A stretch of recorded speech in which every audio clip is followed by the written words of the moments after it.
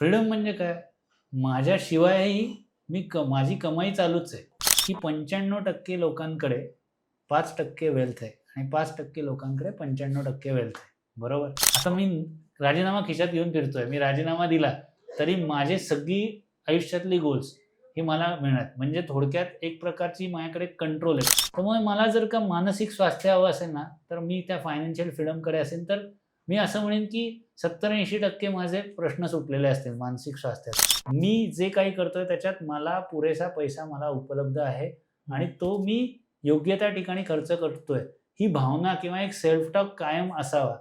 म्हणजे मग या कर्जविळख्यांमध्ये आपण कधीच गुंतून पडणार नाही. खरं सांगू का, सुरुवातीला जेवढा सेव्हिंग रेट चांगला, तेवढं आणि त्यातनं इन्व्हेस्टमेंट जी चांगल्या प्रकारे करा, त्याच्यावरती तुमचं आर्थिक फ्रीडम किती लवकर ते ठरवू शकतं. मेडिकलचा खर्च तुमचा महागाई एवढी वाढत चालली आहे. शिक्षणाचा खर्च वाढत चाललाय. जर का हे बघितलं तर पुरेसा पैसा नसेल, तर मी कायम विवंचनेत राहणार. ही जी स्टेप आहे ना, ही खरं तर मी सांगेन शेवटची स्टेप आहे फायनान्शियल फ्रीडमची. म्हणजे टॉप मोस्ट.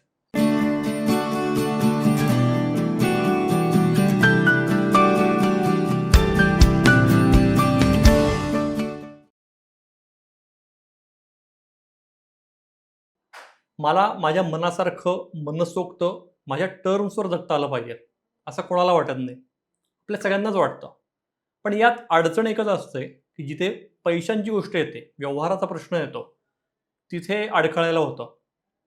तर हा जो अडथळ्यांची ही जी शर्यत आहे, ती पार करून आर्थिक स्वातंत्र्य, फायनान्शियल फ्रीडम खरंच साधता येतं का? का हे फक्त इंडस्ट्रियलिस्ट, एंटरप्रेन्योर्स यांचंच स्वप्न असतं, की हे स्वप्न त्यांच्याच आवाक्यात असतं. सामान्य माणसाने असं काही स्वप्न बघायचं नाही. तर याविषयी आपण जाणून घेणार आहोत. अतिशय महत्त्वाचा विषय आहे, त्यामुळे शेवटपर्यंत नक्की बघा. नमस्कार, बिग बग्स पॉडकास्टमध्ये मी निरंजन मेढेकर तुमचं मनापासून स्वागत करतो आणि आपल्यासोबत आहेत बिग बग्सचे फाउंडर डिरेक्टर CA विपुल शहा. नमस्कार. विपुल, स्वागत आहे तुझं. आणि खरोखर खूप महत्त्वाचा विषय आहे. या बाबतीत आपण मागच्या एपिसोडमध्ये आपल्या मराठी पॉडकास्टमध्ये आपण उल्लेख केलेला फायनान्शियल फ्रीडमचा. त्यामुळे खास आपण हा विषय घेतो. या संदर्भात काही आपल्या प्रेक्षकांचे पण फीडबॅक आले, की फायनान्शियल फ्रीडमवर एक तुम्ही सविस्तर जरा बोला. तर फायनान्शियल फ्रीडम, आर्थिक स्वातंत्र्य म्हणलं तर सेल्फ एक्सप्लेनेटरी टर्म आहे, पण म्हणलं तर ट्रिकी आहे. काय असतं नेमकं फायनान्शियल फ्रीडम? तुला तुझी लाईफस्टाईल हवी तशी जगता येणं, तुझ्यावरती कर्ज नसणं आणि तुला पैशाची ददात नसणं, याला आपण फायनान्शियल फ्रीडम म्हणू. पण आता तुला तुझी लाईफस्टाईल हवी तशी जगायची आहे. म्हणजे तू म्हणू शकतो मला पाहिजे तिथे, पाहिजे तितका वेळ, पाहिजे तेव्हा माणसाबरोबर घालवता येईल, जे मी मागच्या भागातही म्हटलं. ते तुझ्या वेळेवरती तुझा कंट्रोल येणं गरजेचं आहे. म्हणजे याचा अर्थ असा नाही, आता फायनान्शियल इंडिपेंडन्स आणि फ्रीडममध्ये फरक आहे परत. बरं. इंडिपेंडन्स म्हणजे काय, की बाबा मी कमवतोय, मला पैशाची गरज नाही, पण मी कमवतोय, मला काम करायला लागतंय, असं म्हणेन मी. तेव्हा मी सेल्फ सफिशियंट आहे, इंडिपेंडंट आहे. बरोबर? फ्रीडम म्हणजे काय? माझ्याशिवायही माझी कमाई चालूच आहे. म्हणजे पॅसिव्ह इन्कम म्हणूया. सो मी अशा प्रकारचं पॅसिव्ह इन्कम क्रिएट करेन, की मला पैशाची ददात पडणार नाही. जे इन्कम येतंय त्यातनं माझे खर्चही भागतील. माझी लाईफस्टाईल पण अचीव्ह होईल, जी काही मला हवी आहे. म्हणजे हो. मला काही, म्हणजे खरं सांगशील तर नीड्स, वॉन्ट्स आपण कायम म्हणतो ना, त्याच्यात माझे वॉन्ट्स पण फुलफिल होतील, असं मी म्हणेन. कारण माझी डिझायर्ड लाईफस्टाईल, आणि desired lifestyle is more towards wants. बरोबर. म्हणजे माझ्या हौस-मौजे करता सुद्धा मला सहजरित्या खर्च करता येईल आणि ते करण्यासाठी मला स्वतःला वेळ घालवायला लागणार नाही. त्याला मी आर्थिक स्वातंत्र्य म्हणेन. बरं. पॅसिव्ह इन्कमचा उल्लेख केलास आणि मला वाटतं हाच खूप क्रुशियल ठरतो फायनान्शियल फ्रीडमच्या एकूण प्रवासात. तर हे पॅसिव्ह इन्कम नेमकं काय असतं? आणि हे सामान्यांना पण असं जनरेट करता येऊ शकतं का? पॅसिव्ह इन्कमचे स्रोत म्हणूया आपण. Niranjan, rich dad poor dad खूप जणांनी हो. ऐकलं. रॉबर्ट कियोसाकी, बरोबर? हो. त्यांचा जो क्वाड्रंट आहे ना, तो खूप खरंच महत्त्वाचा आहे, समजून घेण्यासारखा आहे, की 95% लोकांकडे 5% वेल्थ आहे आणि 5% लोकांकडे 95% वेल्थ आहे. बरोबर? सो रॉबर्ट कियोसाकी छान सांगतात, की जे एम्प्लॉईड आणि सेल्फ एम्प्लॉईड लोकं आहेत, ते 95% पॉप्युलेशन आहे. मग ही लोकं दिवसाची सुरुवात झिरो इन्कमपासून करतात. म्हणजे ते सकाळपासून संध्याकाळपर्यंत काम करतील, तेव्हा त्यांच्या खात्यात पैसा जमा होणार. हो. बरोबर? उरलेले 5% जे पॉप्युलेशन आहे, ज्यांच्याकडे 95% वेल्थ आहे ते बिझनेसमन आणि इन्व्हेस्टर्स आहेत. मग याच्यात जो बिझनेसमन आहे तो बिझनेसमन काय करतो, एम्प्लॉईड आणि सेल्फ एम्प्लॉईड लोकांना, म्हणजे थोडक्यात एम्प्लॉईज आणि सेल्फ एम्प्लॉईड लोक, म्हणजे नोकरदार आणि कन्सल्टंट म्हणूया, यांना कामाला लावून आपला व्यवसाय धंदा चालवतो. आणि यातला लेझिएस्ट लॉट, सगळ्यात आळशी जो एक समूह म्हणून, तो म्हणजे गुंतवणूकदारांचा, इन्व्हेस्टर्सचा. कारण का, तर ते त्यांची गुंतवणूक बिझनेसमनकडे देतात की तुम्ही व्यवसायात पैसा लावा आणि त्यातनं रिटर्न आम्हाला द्या. बरोबर. सो तुमचा पैसा ॲक्च्युली तुमच्यासाठी काम करत राहतो, तुम्ही काम करत नाही आहात पैशासाठी. लक्षात घे, हा खूप फरक आहे. पॅसिव्ह इन्कम म्हणजे ते your money should work for you. बरोबर. तुमचा पैसा तुमच्यासाठी काम करत राहायला पाहिजे. आणि हा फक्त व्यवसायांमध्ये गुंतवणूक करून येईल असं नाही. तुम्ही एखाद्या चांगल्या किमतीला एखादी तुम्ही स्थावर मालमत्ता किंवा रिअल इस्टेट घेतली तर त्यातनं जे रेंट इन्कम येणार आहे ते पण तुमचं पॅसिव्ह इन्कम झालं. आणि हे तर भारतीयांना चांगलं माहिती आहे म्हणून लोकांनी खूप घरं किंवा खूप स्थावर मालमत्ता रिअल इस्टेट क्रिएट केली आहे. चॅलेंज एवढा की त्याचं रेंटल इन्कम किंवा यील्ड तेवढं येतं की नाही, ते 3-4% आहे, 2-3% याच्याकडे नीट बघितलं जात. तसंच मी एखादा बॉन्ड किंवा एखाद्या कंपनीचं फिक्स डिपॉझिट म्हणूयात, ते चांगल्या रेटनी मला त्याचे रिटर्न्स मिळाले तर त्यातनं येणारं इन्कम, कारण त्यातनं मला कॅश फ्लो येणार आहे, तर ते सुद्धा पॅसिव्ह इन्कमचा उत्कृष्ट प्रकार आहे. सो व्यवसायांमधली गुंतवणूक, बरं हे व्यवसाय जेव्हा आपण, मी कायम म्हणतो शेअर्समध्ये, टाटा, बिर्ला, अंबानी, बजाज, महिंद्रा या उद्योग समूहांकडे तुम्ही तुमची गुंतवणूक केली तर ते तुम्हाला इन्कम देतच राहणार आहेत. आणि अशा स्टोरीज तर आपण ऐकतो, 10 रुपयाचा शेअरमध्ये गुंतवणूक केली आणि आज त्याच्या 10पट फक्त डिव्हिडंड येतोय. मूळ शेअर तर वाढलाय, त्याची किंमत तर ती काही का असे ना, पण ह्या प्रकारच्या ज्या आपण स्टोरीज ऐकतो, सक्सेस स्टोरीज आहेत इन्व्हेस्टर्सच्या, ते काम कंपाऊंडिंगनी जे काही झालंय त्या व्यवसायांमध्ये ते समजून घेणं गरजेचं आहे. मग ते खरं पॅसिव्ह इन्कम. म्हणजे तुमच्याशिवायही तुम्हाला, बरं ही जी स्टेप आहे ना, ही खरं तर सांगेन शेवटची स्टेप आहे फायनान्शियल फ्रीडमची.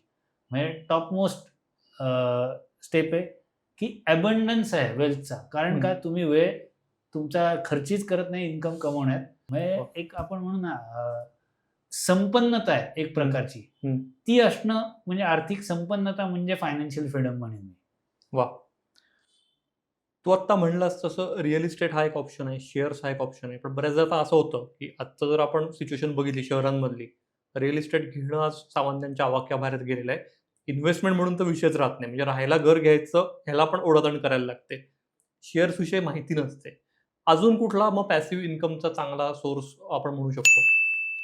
सो रिअल इस्टेट आणि शेअर्स विषयी माहिती नाही तर माहिती करून घ्यायला लागेल. पण पॅसिव्ह एक स्त्रोत मी तुला म्हटलं तसं की शेअर्स हे आपण असं म्हणूयात की लिस्टेड कंपन्या झाल्या. पण असेही मी अनेक लोक बघितलेत की त्यांनी छोट्या छोट्या व्यवसायांमध्ये गुंतवणूक केली आणि म्हणजे स्वतःचा नोकरी धंदा करतायत, पण कुठेतरी कोणाला तरी छोटंसं भांडवल दिलेलं आहे. अर्थात अनेकदा काय होतं, या भांडवलातून त्या व्यक्तीने व्यवसाय नीट केला नाही तर नुकसान होतं. म्हणूनच तर लिस्टेड कंपन्यांचा आपण एक प्रकारचा म्हणूयात की लोक सहारा घेतात की त्यातून कुठेतरी गुंतवणूक करतात आणि त्यातून रिटर्न्स कमवतात. पण ॲसेट क्लासेसच जर 4 आहेत तर त्याच्या पलीकडे जाणं शक्य नाही की बाबा तुझ्याकडे ऑप्शन आहे रिअल इस्टेटमध्ये कर, इक्विटीजमध्ये कर, फिक्स्ड इन्कममध्ये कर किंवा गोल्डमध्ये कर. त्याच्या पलीकडे जाता येणार नाही. त्याची प्रॉडक्ट्स मिळतील. पण सगळ्यात महत्त्वाचं आहे की तुझ्याकडे क्लॅरिटी पाहिजे की तुला कुठे जायचं आहे, नक्की काय करायचं आहे. मग दुसरी स्टेप असते एक, मी म्हणेन की तुम्ही तुमच्या आईवडिलांच्या कोशातनं बाहेर येता, म्हणजे त्यांच्यावरती अवलंबून नाही आहात. तिसरी स्टेप म्हणेन मी एक, फायनान्शियल फ्रीडमसाठी तुला जर का अचीव करायची असेल तर की तू याच्यात ना थोडंफार इन्कम सरप्लस आहे, थोडंफार मी म्हणेन.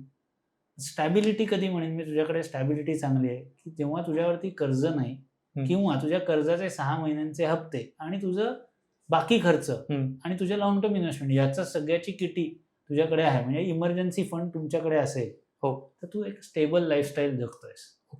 फ्लेक्झिबिलिटी कधी येईल याच्यात, जेव्हा तुझ्याकडे 2-3 वर्षांचा हा सगळा जमापुंजी तरी आहे. मग तू जेव्हा त्या फ्लेक्झिबिलिटीच्या स्टेजला येतो, तिथून अनेकदा एखादा व्यक्ती व्यवसायात स्वतः उडी मारण्याला एक सक्षम म्हणू शकतो. कारण काय होतं, व्यवसायातनं मिळणारं उत्पन्न हे एक वेगळंच प्रकार आहे, कारण त्या व्यवसायामध्ये तुम्हाला फ्रीडम आहे आणि तिथे अनलिमिटेड स्कोप आहे. म्हणजे तुम्ही जेवढं कष्ट कराल तेवढा तुम्हाला रिटर्न मिळणार आहे. बरोबर. व्हेरॅज हे कदाचित नोकरीमध्ये अपेक्षित धनप्राप्ती होत नाही. म्हणजे काय, तर मी कितीही तास काम केलं तरी मला मिळणार पगार ठरलेला आहे. हो. धंद्यामध्ये मात्र मी जेवढे एफर्ट्स, जेवढा वेळ काम करेन त्याच्या प्रपोर्शनेट मला रिटर्न्स मिळू शकतात. सो मग ती फ्लेक्झिबिलिटी आहे की 2-3 वर्ष माझ्याकडे ती जमापुंजी आहे. आता इथे खरी गंमत आहे की अनेकदा लोकांकडे ती जमापुंजी आहे, व्यवसायाची उर्मी आहे, पण ते धाडस केलं जात नाही. खरंय. मग ती रिस्क घेतली जात नाही. किंवा तसं मग तुम्ही स्वतःला एक कुशलपणा, स्वतःमध्ये एक तांत्रिक कौशल्य आणणं तुमच्याकडून होत नाही. तर ते गरजेचं आहे की काळानुसार ते बदलणं गरजेचं आहे. मग तुझा फायनान्शियल इंडिपेंडन्स आहे की माझ्याकडे ती जमापुंजी पण आहे, माझं अर्निंग पण चांगलं आहे आणि मी खरंच कोणावर डिपेंड नाही. आणि जो फ्रीडम आहे तो लास्ट, की बाबा आता मी राजीनामा खिशात घेऊन फिरतोय, मी राजीनामा दिला तरी माझे सगळी आयुष्यातली गोल्स ही मला मिळणार. म्हणजे थोडक्यात एक प्रकारची माझ्याकडे कंट्रोल आहे, control on my time, things I want to do. Best thing is टाइमच, आणि सिक्युरिटी आहे ना एक प्रकारची. खरंय. आणि ह्या स्टेप्समधनं तुम्ही जेव्हा जाता ना तेव्हा ते दिसतं, कारण तुमचं मानसिक स्वास्थ्य उत्कृष्ट राहतं. हे बघ, कोणी संत नाही. खरं सांगायचं तर फायनान्शियल फ्रीडम कोणाला पॉसिबल आहे सांगू का? संताला. त्याच्याकडे काही करायचंच नाही, त्यांना म्हणजे करायचं नाही, म्हणजे ते त्याच्या पलीकडे गेलेत, म्हणजे ते नेक्स्ट लेवलच्या मेंटल पीसला आहेत किंवा मानसिक स्वास्थ्याला. शेवटी माणूस कशासाठी करतो? म्हणजे पैसा आहे म्हणून मानसिक स्वास्थ्य मिळतं असं नाही, पण वन ऑफ द म्हणजे most important thing of stress is finance. हे तर आपण खूपदा म्हणजे चर्चा पण केली आहे की सुसाईड्स असतील, डायव्होर्स असतील, सगळीकडे हा ताणतणाव पैशातला किंवा आर्थिक बाबीतला कारणीभूत ठरतोय. त्यामुळे मला जर का मानसिक स्वास्थ्य हवं असेल ना, तर मी त्या फायनान्शियल फ्रीडमकडे असेल तर मी असं म्हणेन की 70-80% माझे प्रश्न सुटलेले असतील मानसिक स्वास्थ्यातले. वा. फायनान्शियल फ्रीडम, तू जो एक महत्त्वाचा मुद्दा म्हटलास की राजीनामा खिशात घेऊन फिरता आलं पाहिजे, तर ती कुठेतरी फायनान्शियल इंडिपेंडन्सची स्टेप झाली. म्हणजे होतं काही 35च्या टप्प्यावर किंवा 40च्या टप्प्यावर अनेकदा मिड लाईफ क्रायसिस येतो आणि जे काही करतोय आपण, विशेषतः जर जॉब करत असू, तर ते ड्रॅग करण्याकडे वृत्ती जाते. करायचं नाही, इच्छा नाही, पण करायला लागते कारण गरज आहे त्या सॅलरीची. तर ती ओलांडून जेव्हा आपण फायनान्शियल फ्रीडमकडे म्हणजे जाणं, म्हणजे थोडक्यात आपल्या मनासारखं काम करण्याचं स्वातंत्र्य आपल्याला मिळलं, असं आपण म्हणू शकतो. हो, नक्कीच. आता इथे तुला मी सांगेन एक आपल्या आजोबांची पिढी लिव्हिंगसाठी झगडली. हो. कदाचित म्हणजे आपल्या पेरेंट्स पण लिव्हिंगसाठी झगडले असतील आणि आपली पिढी कुठेतरी स्टँडर्ड ऑफ लिव्हिंगच्या एका विळख्यात आहे. हो. आता पुढची पिढी आहे ना, ती क्वालिटी ऑफ लिव्हिंगकडे बघणार आहे, हे लक्षात घे. सो त्यांच्याकडे या बेसिक आपण ज्याला म्हणू गरजा आहेत त्या सगळ्या त्यांच्या फुलफिल झालेल्या असतील. पण इथे जेव्हा म्हणतो ना 35-40 आता राजीनामा आहे, खिशात घेऊन फिरायचा आहे, म्हणजे त्यासाठीतनं मला जे काही करायचंय, माझी म्हणजे काही ॲस्पिरेशन्स असतील, काही गोष्टी असतील त्या करायच्या आहेत. हे फ्रीडम येण्यासाठी तुम्ही पॅसिव्ह इन्कम क्रिएट केलं पाहिजे. आणि तिथे परत आपण मागे पण बघितलं, बचत, गुंतवणूक. तुम्ही योग्य गुंतवणूक केली असेल तर 40व्या वर्षी पण माझ्याकडे पॅसिव्ह इन्कम आणणारा स्रोत असू शकतो. मग आता मगाशी तू विचारलंस की अजून कुठला मार्ग आहे ज्याच्यात गुंतवणूक करता येईल. सो ॲसेट क्लास वेगळा नाही, पण म्युच्युअल फंडातला SWP नावाचा जो प्रकार आहे की म्युच्युअल फंडात तुम्ही पैसा गुंतवलाय तर त्यातून सिस्टमॅटिक विड्रॉ करू शकता. सो मग इथे काय करू शकतो, तर समजा मी 40व्या वर्षी माझा खर्च 40,000 आहे, तर मे बी माझा कॉर्पस म्हणजे म्युच्युअल फंडाचा 40व्या वर्षीपर्यंत मी 1-1.5 कोटी किंवा 2 कोटी रुपयापर्यंत नेला, तर त्या 2 कोटी रुपयाच्या कॉर्पसमधनं महिना 40,000 काढणं, गुंतवणूक म्हणजे त्या गुंतवणुकीतूनच मी काहीतरी काढतोय, तर ते सहज शक्य आहे. अगदी ते 1 कोटीलाही शक्य आहे, पण मी सांगतोय की तुम्ही टार्गेट ठेवा ना की 40व्या वर्षीपर्यंत मी माझा इन्व्हेस्टमेंटचा एक पोर्टफोलिओ करेन ज्याच्यातून मला रेग्युलर इन्कम येऊ शकतं. पण हे करण्यासाठी मी म्हटलं जसं की ह्या स्टेप्स झाल्या, लेवल झाल्या. ऑब्व्हियसली याच्यासाठी तुम्हाला कंपाऊंडिंगची आस, बचत, गुंतवणूक समजणं हे सगळं गरजेचं आहे. आणि जेवढं लवकर कराल ना तेवढं फ्रीडम लवकर आहे. सिम्पल आहे.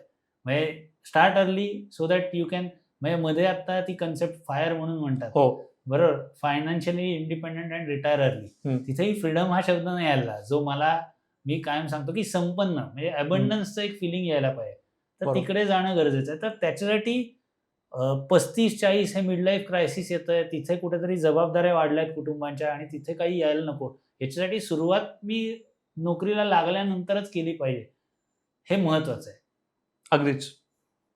विपुल, आजचा जमाना हा कुठेतरी EMIचा आहे, क्रेडिट कार्ड्सचा आहे किंवा होम लोनही अनेक जणांचा असतो. तर हा जो कर्ज आहे, डेट जे आहे, ह्याचा ताण खूप असतो. त्याच्यामुळे फायनान्शियल इंडिपेंडन्स आणि फ्रीडमचं सोडाच, पण सतत त्या ताणाखाली माणसं जगतायत. तर ह्यांना तू काय त्यांना सांगशील? परत मी म्हणेन की एकतर खरं सांगायचं तर तुमचं घर ही तुमची लायबिलिटी आहे, असं रॉबर्ट किओस्की म्हणतात. आता मला हे मान्य आहे, अजूनही आपल्या समाजात ती मानसिकताच नाही की स्वतःचं राहतं घर नसावं. हं. आणि मी पण माझ्या आई-वडिलांबरोबर किंवा पूर्वजांनी दिलेल्या इमारतीत राहतोय, पण ते माझं स्वतःचं घर आहे. हं. म्हणजे हा एक अनाहूत सल्ला दिल्यासारखा होईल. परंतु खरंच विचार करावा की जी वास्तू आपण एखाद कोटी रुपयात घेतोय, त्याचा ई-एम-आय कदाचित 60,000-70,000 हजार भरतोय. त्याचं जर का भाडंच ₹20,000 पडत असेल, तर आपण विचार करावा की आपण काय स्टेप्स घेतल्या पाहिजेत. म्हणजे मी तुला सांगेन की याच्यात प्रथितयश फंड मॅनेजर्स देखील मुंबईमध्ये स्वतःचं घर घेऊन राहत नाहीत. तर हो. त्यांच्या कामाच्या जवळ उलटं ते एखादी वास्तू घेतात रेंटवर म्हणजे भाड्याने. हं. आणि तिथून त्यांचा ट्रॅव्हलिंगचा टाईम पण वाचतो. आता पुण्यासारख्या शहरात तू बघशील तर दोन्ही बाजूंना शहराच्या म्हणजे पूर्व आणि पश्चिमेच्या बाजूला तुला आय-टी कंपन्यांचं हो. एक हे दिसेल म्हणजे त्यांचा समूह तिथे आहे. सो आता ते आय-टी सेंटर्स आहेत, तर मी कुठेतरी एका सेंटरला राहतो आणि मी जॉब बदलला दुसरीकडे, तर घर शेवटी बदलायला लागतं. म्हणजे राहतं घर घेऊनही उपयोग नाही. हो. मग अशा वेळेस घर घेण्याचा अट्टाहास नाही केला, तर कर्जविळख्यात आपण येणार नाही. त्या व्यतिरिक्त मी म्हणेन, की तुम्हाला आता गॅजेट्स आहेत किंवा कार आहेत, याच्यावरती प्रचंड कर्ज घेतलं जातं. हो. प्लास्टिक मनी आहे, ई-एम-आयनी किंवा क्रेडिट कार्डवरती गोष्टी घेतल्या जातात. ह्या थोड्या टाळल्या पाहिजेत. मग त्याचा ज्युडिशियस वापर किंवा योग्य तो वापर करायचा म्हटलं, तर हा कर्ज तुम्ही एखाद्या अनुभवासाठी घ्या. तुमच्या अपस्किलिंगसाठी घ्या. म्हणजे हं. फरक लक्षात घे, हं. की मी कर्ज iPhoneसाठी घेतोय का मी स्वतःच्या ट्रेनिंगसाठी घेतोय. हं. तर हे ट्रेनिंग मला लाँग लास्टिंग बेनिफिट देणार आहे. ती इन्व्हेस्टमेंट होतीये. हं. व्हेअरएज इथे माझा तो एक्सपेन्स होणार आहे. हं. अनेकदा महागड्या कार रस्त्यावर आल्यानंतर म्हणजे आपण घेतल्यानंतर रस्त्यावर आल्यानंतर ते विकायला काढले तर 30-40% टॅक्सेसमध्येच निघून जातात. हो. तर हे लक्षात घेणं गरजेचं आहे. बरं अशा चुका होतात. पण त्यातून नाउमेद होण्यासारखं काही नाही. हं. पण मी तुला एक सांगतो, की याच्यात एक पॉझिटिव्ह थॉट कायम काय असावा मनात, की हं. पैशाबाबत एक अबंडन्सची भावना मनात कायम असावी, की मी जे काही करतोय त्याच्यात मला पुरेसा पैसा मला उपलब्ध आहे आणि तो मी योग्य त्या ठिकाणी खर्च करतोय. ही भावना किंवा एक सेल्फ टॉक कायम असावा. म्हणजे मग या कर्जविळख्यांमध्ये आपण कधीच गुंतून पडणार नाही. आणि हे परत नीड वॉन्ट आपलं हो. कायम जे चर्चा होते तीच, की शक्यतो नीड्सवर करा ना. आता 50-30-20चा रूल आहे, की माझं ₹100 इन्कम असेल तर त्यातलं 50% मी माझ्या नीड्सवर खर्च करा. 30% वॉन्ट्सवरती. कारण तुम्ही संत नाही आहात आणि अन्न, हो. वस्त्र, निवारातून मानव कधीच प्रगत झाला. प्रगतीचा अर्थच तो आहे ना, नाहीतर फार पूर्वी खायला, प्यायला आणि निवाऱ्यासाठी गुहा होत्या. त्याच्या पलीकडे आपण ही प्रगती केलीच नसती. हो. तर मग ते बघितलं तर वॉन्ट्स गरजेचे आहेत. आता म्हणजे नीड्सवरनं वॉन्ट्ससाठी तुम्ही किंवा हौसेसाठी तुम्ही खर्च करणारच आहात. हं. कारण त्यातून कुठेतरी एक हॅपीनेस मिळतो. म्हणजे डोपामाइन नावाचं एक द्रव्य आहे. ते रिलीज होतं, की तुम्हाला जेव्हा तुमच्या गोष्टी अचीव्ह होतात, एक हॅपीनेस मिळतो. तेही गरजेचं आहे. मग ते जर का तुम्ही बघितलं त्यातनं प्रॉडक्टिव्हिटी वाढते. कारण when you are feeling good, you are more productive. खरं तर ते तसं नसावं. हं. बट आयुष्य तसंच आहे ना, की आपण विचार करतो, की जेव्हा मी आनंदी आहे तेव्हा माझ्याकडनं चांगल्या गोष्टी घडतील किंवा अजून चांगल्या प्रकारे गोष्टी घडतील. So if you want to feel good, तर तुमची हौस पण कुठेतरी पूर्ण व्हायला पाहिजे. मग उर्वरित 20 तरी तुम्ही तुमच्या सेव्हिंग्ज ज्या काही राहतील त्या योग्य ठिकाणी गुंतवणूक केली पाहिजे. म्हणजे अजून एक पुस्तक आहे रिचेस्ट मॅन इन बॅबिलॉन. त्याच्यात पण असं सांगितलं, की 100तले ₹10 तुमचे नाहीच असं म्हणून बाजूला ठेवा आणि ते कंपाऊंड होऊ देत. सो तो विचारच करायचा नाही, की हे माझं इन्कम आहे. सो खरं सांगू का, सुरुवातीला जेवढा सेव्हिंग रेट चांगला तेवढं आणि त्यातनं इन्व्हेस्टमेंट जी चांगल्या प्रकारे करा, त्याच्यावरती तुमचं आर्थिक फ्रीडम किती लवकर ते ठरवू शकतं. बरोबर. सो ते गरजेचं आहे. म्हणजे मी कायम माझ्या म्हणजे ऑफिसवरती माझे जे सहकारी आहेत त्यांना मीही सांगतो हेच, हो. की आयुष्याच्या सुरुवातीला तरी तुम्ही जास्त शिकून घ्या, काम करा, नवनवीन गोष्टी आत्मसात करा आणि तेव्हा कष्ट करण्याची तुमची ताकद राहणार आहे. नाही तर मग आयुष्याच्या अंतापर्यंत ते करत राहायचं आहे. आता तुम्ही ठरवायचं की आयुष्याच्या कुठल्या फेजमध्ये तुम्हाला हे स्ट्रगल करायचं आहे. So if you start early, acquire skills early, लवकरात लवकर योग्य त्या ट्रेनिंगमध्येही गुंतवणूक केली तर तुम्हाला त्याचा फायदा आहे. अदरवाईज नंतर तुम्हाला ते रिस्किलिंग म्हणजे तू आत्ता जे म्हटलास ना, की मिड लाईफ क्रायसिस येतं. कारण 35-40 मध्ये मूळ होणं अवघड होऊन बसतं ना. मग त्याच्याऐवजी जेवढी स्किल्स किंवा जेवढ्या गोष्टी आत्मसात लवकर करता येईल तेवढ्या करणं गरजेचं आहे. ॲब्सोल्युटली. सो समअप जर करायचं म्हटलं, तू संतांचा उल्लेख केलास मगाशी. म्हणजे फायनान्शियल फ्रीडमचा रस्ता हा कुठेतरी मानसिक शांततेकडे नेणारा असतो. हो, नक्कीच. मी म्हटलं ना 80% 90% गोष्टीत कदाचित ते म्हणतात ना, की पैसा सब कुछ नहीं होता या हो. पैसा भगवान नहीं होता. हं. बट पैसे के बिना चलता भी नहीं है ना. खरंय. म्हणजे आज त्याला तेवढंच महत्त्व दिलं झालंय. कारण गरजेचं आहे ते महत्त्व देणं. का गरजेचं आहे? कारण माझ्या सगळ्या गोष्टींचा स्रोत कुठेतरी त्याच्याशी लिंक्ड आहे. हं. की माझ्याकडे आर्थिक संपन्नता असेल, तर मी माझ्या कुटुंबाला एक प्रकारची सुरक्षितता देऊ शकतो. हो. आणि माणूस हा समूहप्रिय आहे. तो ज्या समूहात राहतो तिथलं वातावरण सुरक्षित होण्यासाठी तो हे सतत बघत असतो. बरं गंमत बघशील तर हॉस्पिटलायझेशनचे खर्च घे किंवा म्हणजे वयोमानानुसार वृद्धत्वाकडे किंवा वार्धक्यातले येणारे खर्च आता हे वाढतच चाललेत. म्हणजे मेडिकलचा खर्च तुमचा महागाई एवढी वाढत चालली आहे. शिक्षणाचा खर्च वाढत चाललाय. जर का हे बघितलं तर पुरेसा पैसा नसेल, तर मी कायम विवंचनेत राहणार. हो. तर त्यामुळे कुठेतरी ती आणि बरं संत या सगळ्यांच्या पलीकडे गेलेले आहेत. सो मग खरं म्हणशील तर त्यांच्या केसमध्ये ना हौस हा प्रकार नाहीच आहे. हो. आणि ते नीड्समध्येच आयुष्य घालवणार आहेत. हं. बरोबर? तेवढी इनर पीस, तेवढं त्या लेव्हलचं मी म्हणेन एक अध्यात्म आपल्याला नाही जमत. हं. मग त्या दृष्टीने बघितलं तर संसारात राहून आम्हाला जे काही करायचंय, हो. ते तर करणं गरजेचं आहे. तर त्या दृष्टीने पैसा हा मानसिक स्वास्थ्याशी लिंक केलाच गेला पाहिजे, की मी फायनान्शियली फ्री असलंच पाहिजे. त्यामुळे मी आनंदी राहीन, मला समाधान मिळेल असं नाहीये. पण तो सोर्स कुठेतरी आहे, हे समजून घेऊनच माझी पावलं असली पाहिजेत. मी त्याबद्दल बेफिकीर वृत्ती राखली, की पैशाला महत्त्व दिलं नाही, तर नक्कीच आयुष्यात स्ट्रगल्स येणार आहेत. बरं, तुम्ही लग्न करणार आहात तर कुटुंब वाढवणार आहात. नाहीतर मग काय आयुष्यभर ब्रह्मचारी राहून हवं ते करणं आणि जेवढा पैसा आहे तेवढा सफिशियंट. मग ते पण एक प्रकारचं संतपदाकडेच झुकण्यासारखं आहे. खरंय. म्हणजे संसारात राहून फायनान्शियल फ्रीडम हे साधता येऊ शकतं. हा एक महत्त्वाचा टेकअवे आहे.